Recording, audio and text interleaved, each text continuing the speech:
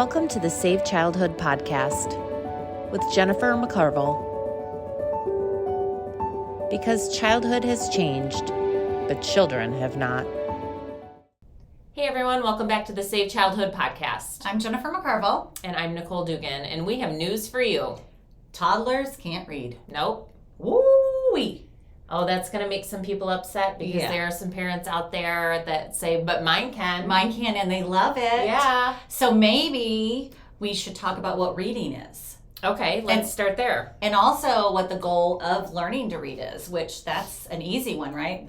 For us, the goal of learning to read is to create children who love to read. Yes. Because reading is something we want them to do their whole lives long.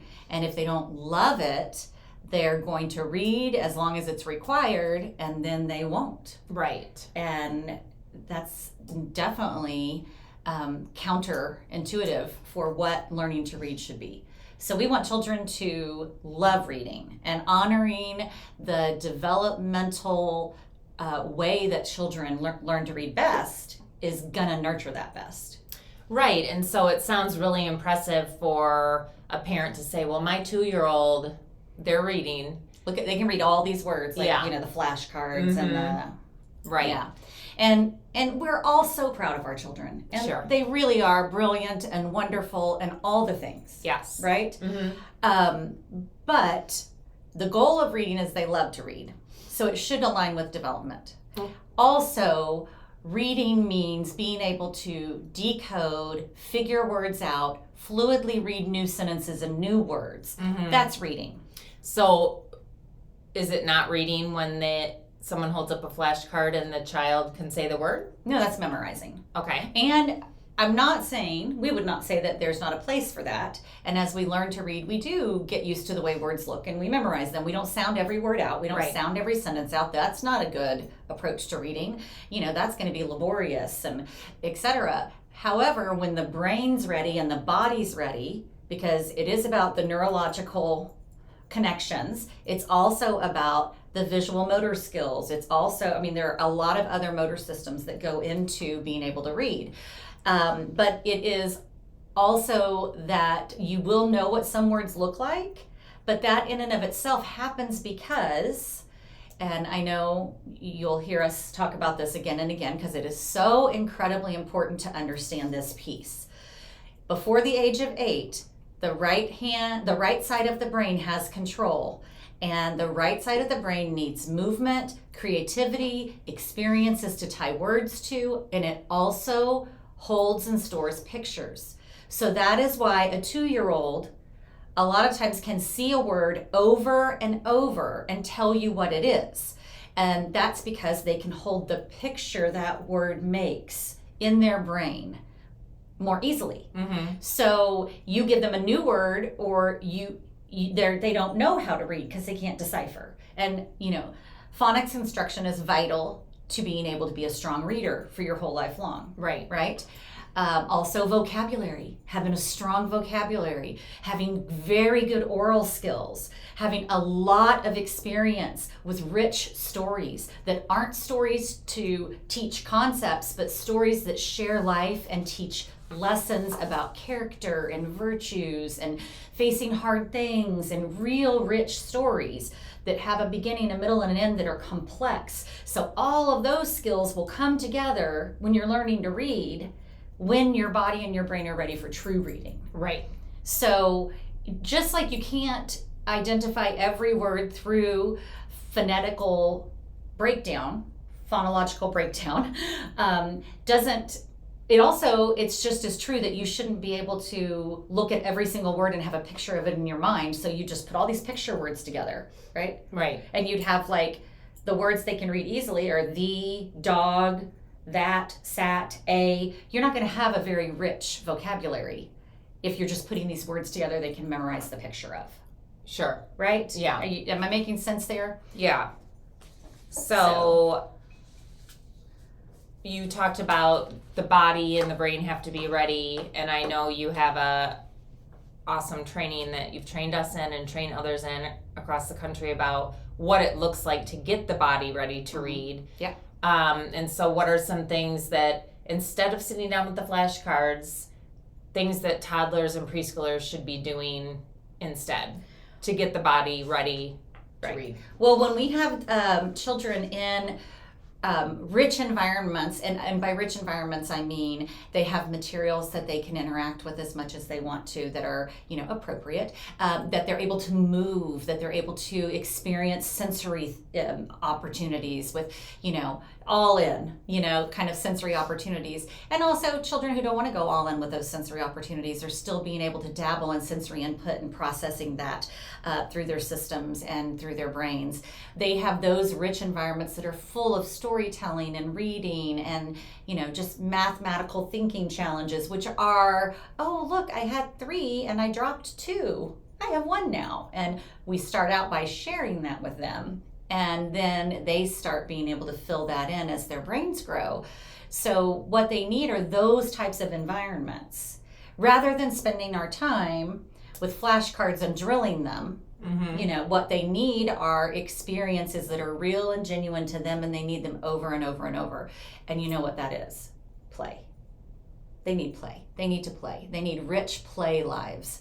I know David Elkind, who is really, I think, has been a very impactful developmental psychologist in my career, but he has several books that are worth the read, and one's called The Hurried Child, and I have a quote here from that book, and this is written in 1981, so this hurried child situation is not something that's brand new, but he says pushing academics at young children can make them feel like failures at a time when they should be building confidence through play and discovery. Wow. And it's that simple and that complex, because for some reason, allowing children a childhood full of play and discovery is something that has become so hard for grown-ups to do. Hence the reason we have to save childhood. Right. So keeping that in mind, we have to also consider that those times with children and toddlers can feel so fun for the adults in their world. And for some reason, we just are wired to be impressed by the performance. Sure. By the product of learning is what it appears to be. And so how you balance them enjoying that and meeting them in those places as they dabble and it grows, and not pushing the minute they show interest in a letter, or all of a sudden you realize they identify that word because they've seen it over and over and over. Now we need to do all the flashcards and we need to learn all the words, and now we need to teach them all the phonics lessons. Well, no, not when they're toddlers, not when they're 3, not when they're 4. Those things come through the rich language and come through the stories. So it's important that we stay focused on the development always. Yeah, but what about the parents that say, but my kid loves it? Right. Well, they do love it. They love a lot of things. And they also love engaging with us. They love those experiences with us, but we can have really rich and meaningful, developmentally aligned experiences with them as well. Right. And like I said, a word here and there, dabbling in it, noticing that they reciprocate it, that in and of itself, in very small portion and just organically, is one thing. But the minute they do that to say, ooh, now I'm going to teach them to read all the words, and my child can read, and see how I can get them to do this. Well, part of the problem in education is we can get children to do a lot of things at different ages and stages. That does not make them best practice. That does not nurture their learning for the long term. Right. I mean, there are many studies that show that children who have pushed academics when they're younger, even if they seem to be enjoying them, but the academics are pushed when they're younger, almost consistently suffer in long-term learning. They're not interested, they need more supports, they have more learning challenges down the road, because the way their brains were meant to learn and ready and wired to learn, those ways weren't honored.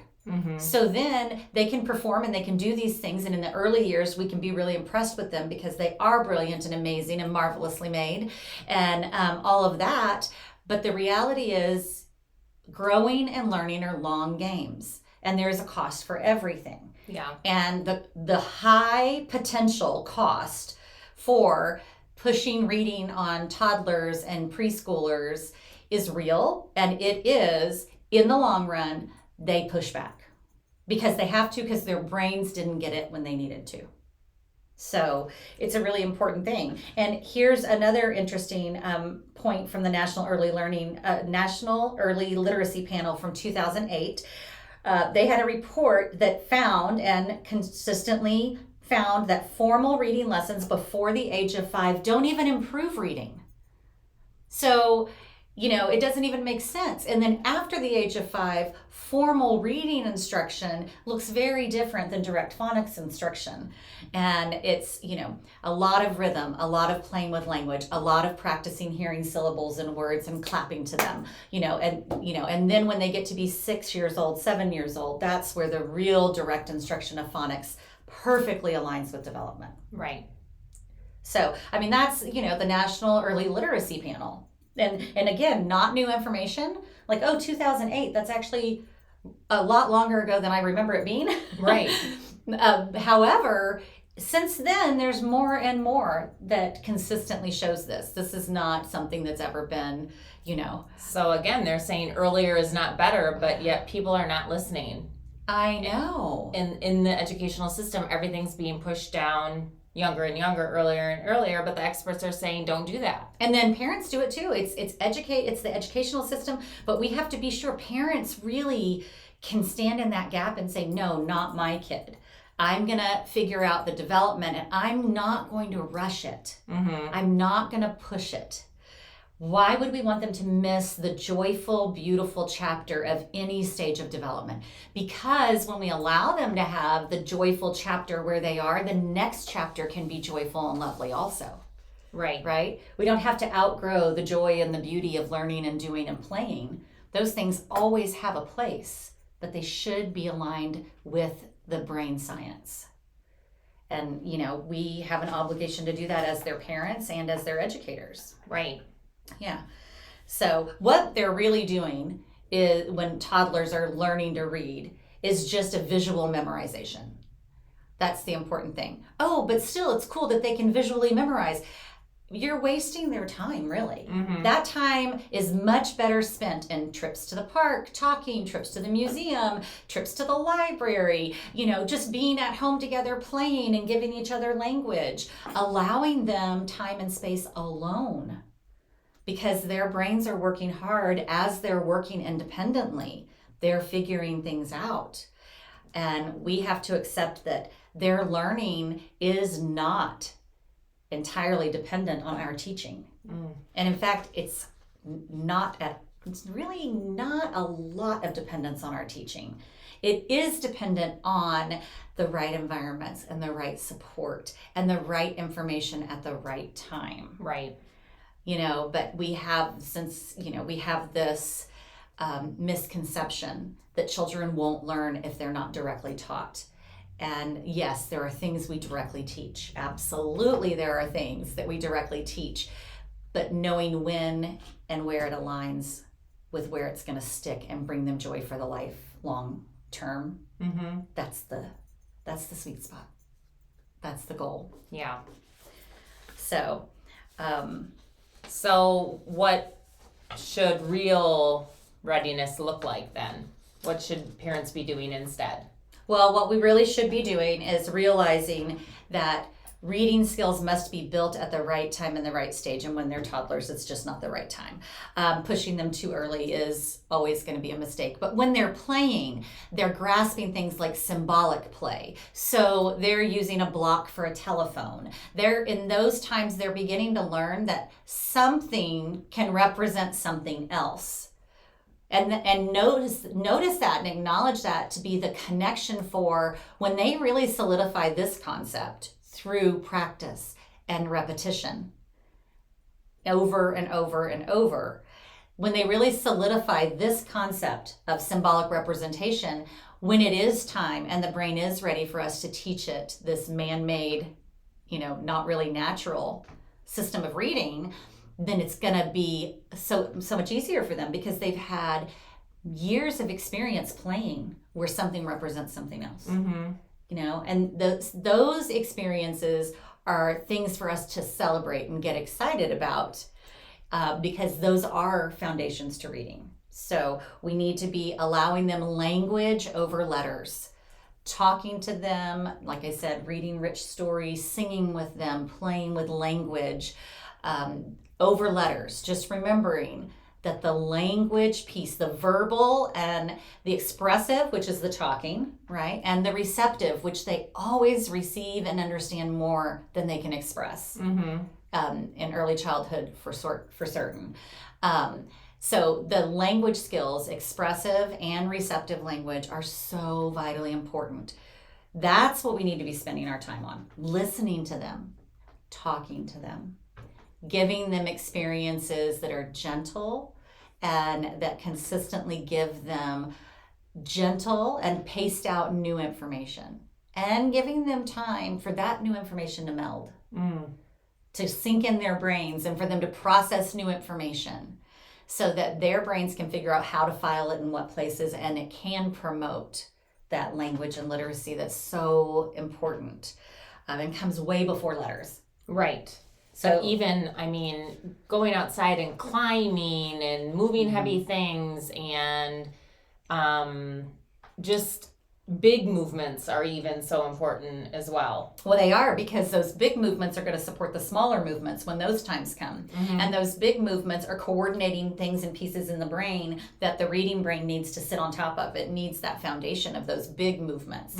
And those big movements are coordinating other things, very important, like the visual motor development and language. They need to be able to be moving and singing and using their mouths so that when they are reading, it's easier for them to form the sounds, right? So eating crunchy foods, I think that's a real important thing for building their ability for speech, for talking, for reading, that we're making sure that they have a variety of textures in their food.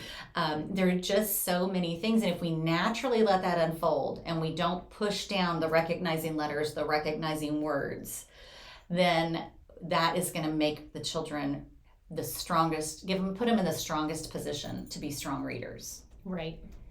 They're going to enjoy that process. It's going to be a very positive thing for them. Yeah. And I don't want to, that time when they're excited to show you what they know, and they're going to be 2-year-olds, 3-year-olds who recognize a letter that they see over and over. The first letter of their name, very important.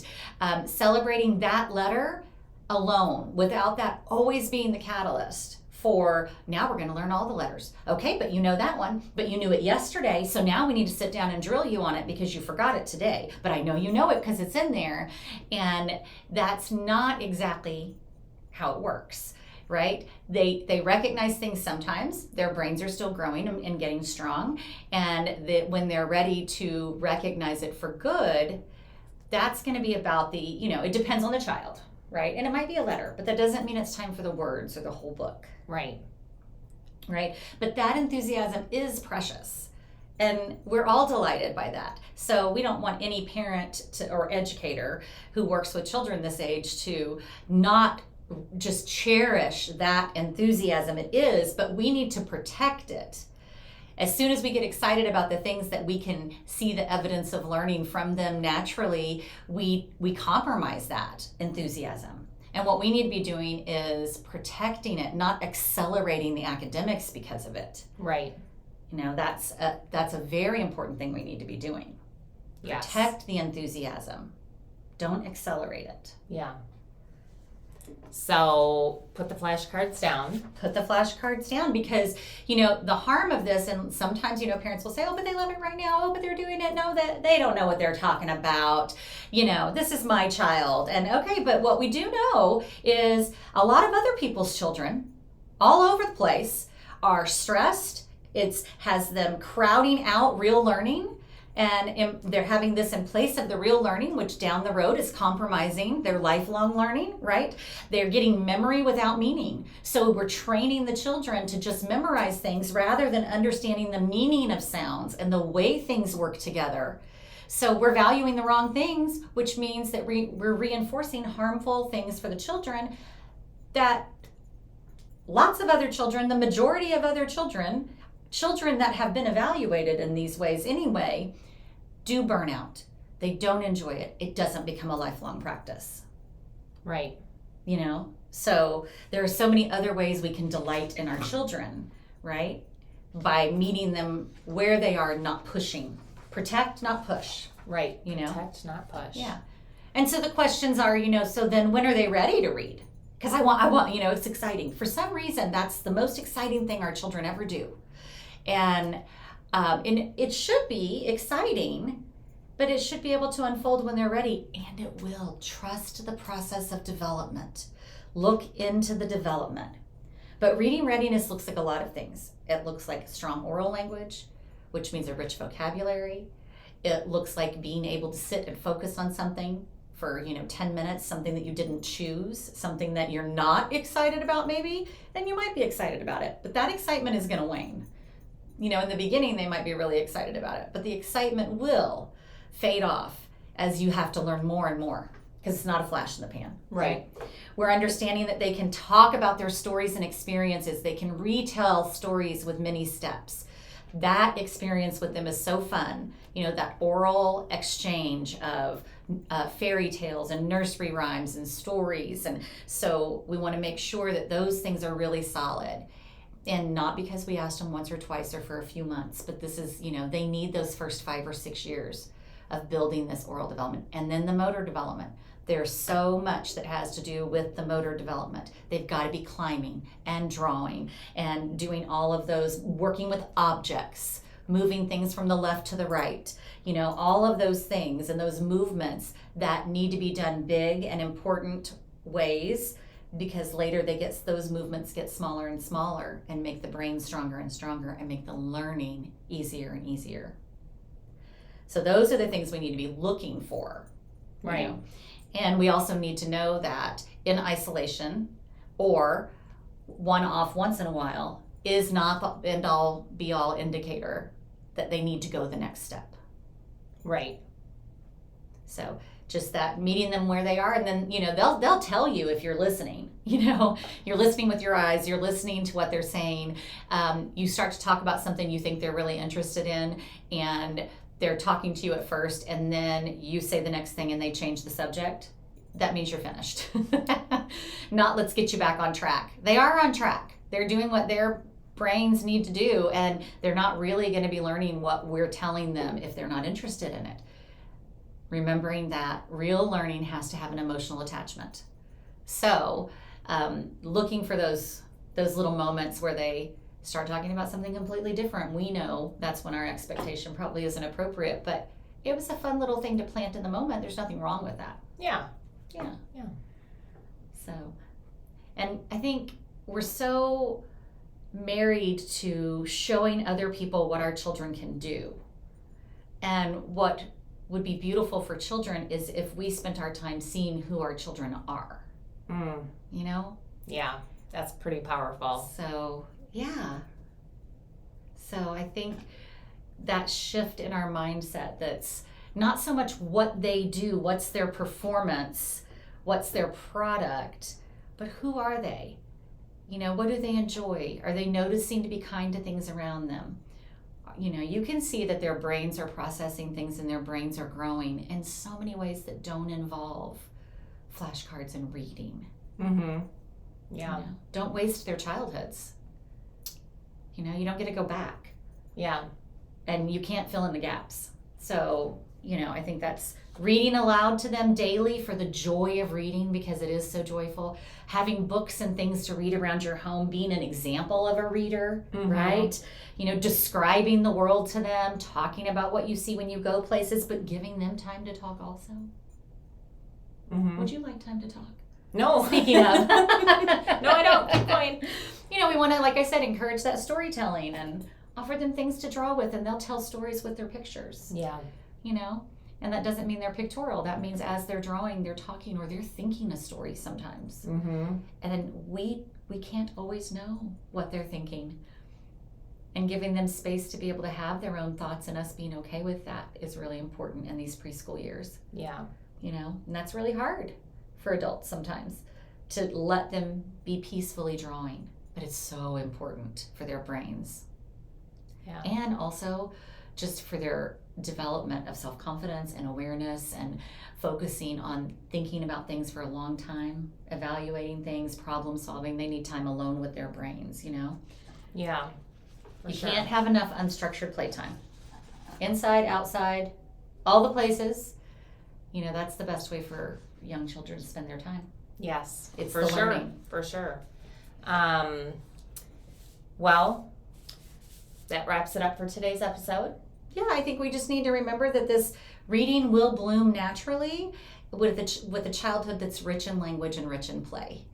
And realizing that you can get them to do these things when they're young because their brain holds pictures, because they like to spend time with you, because they want to please us, all of these things, and we can teach them to be proud of that.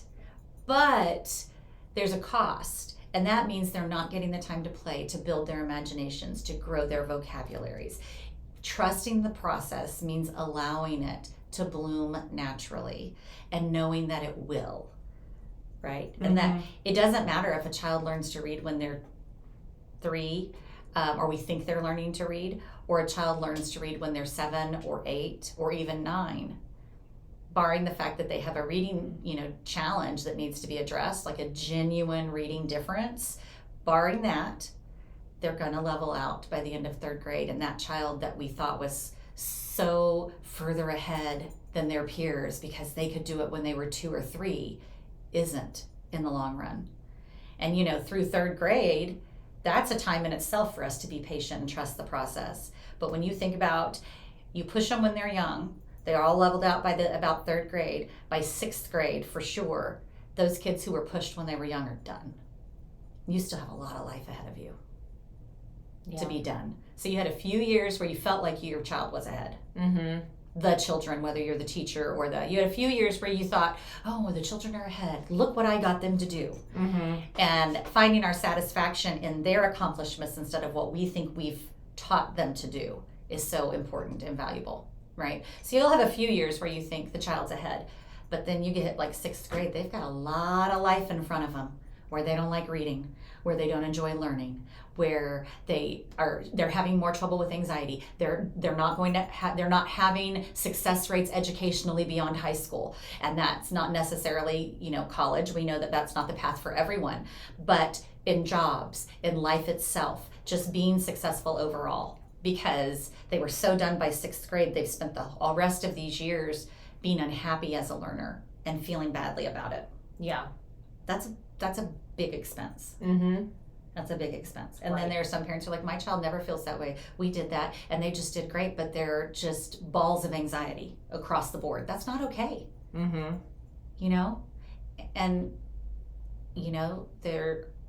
I love this. There's a tribe in Africa and they greet each other with, how are the children? Because we know when the children are healthy, the society is healthy.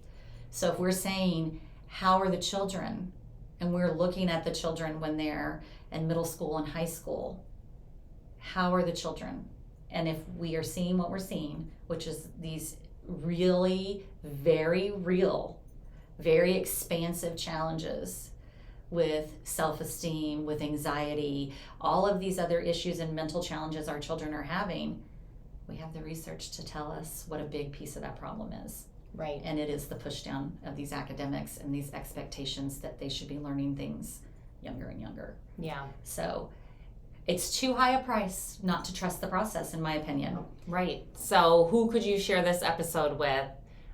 Who needs to hear this? And be sure to like, subscribe, comment, and you can also find us on Instagram, Facebook, YouTube, TikTok, and Check out savechildhood.org. Yes. And we're building our resources there. We have a conference coming in November that we still have a few openings for. So if anybody would like to come and learn more about developmentally aligned education based on science and the brain science, then we'd love to have you join us for that. But yeah, definitely. And if this podcast upsets you, I would encourage you to take a breath and be upset, but think about why it upsets you and listen to it again in a week or two. Because I know the times that something I learned about education that upset me the most is because I was convicted. And that's not always a comfortable feeling, but I would think, and you push back, because that's our human response, right? Is to say, that's crazy. I can't, Well, do your own research, right? Mm-hmm. And remember, it's long term. You can look right now and say, oh, look, all the kids, they're doing all these things. Yeah, but let's talk about how they turn out, because life is long. And that's our goal. Keep your eye on what matters, which is the long journey. And the whole child. Yeah. And then there's more joy in the family. True. Absolutely. But we already said all the things to wrap this up. Sorry, I'm getting back into that. But share, like. If you're convicted, then God bless you. We've been there. It's okay. But be angry for a few days and come back and listen again. But definitely pass it along to someone that you think care. We all care about children. Yeah. Someone who's interested in how to really help them become readers. Thanks for joining us. Have a great day. Thanks for joining us today. To learn more and join the movement, go to savechildhood.org.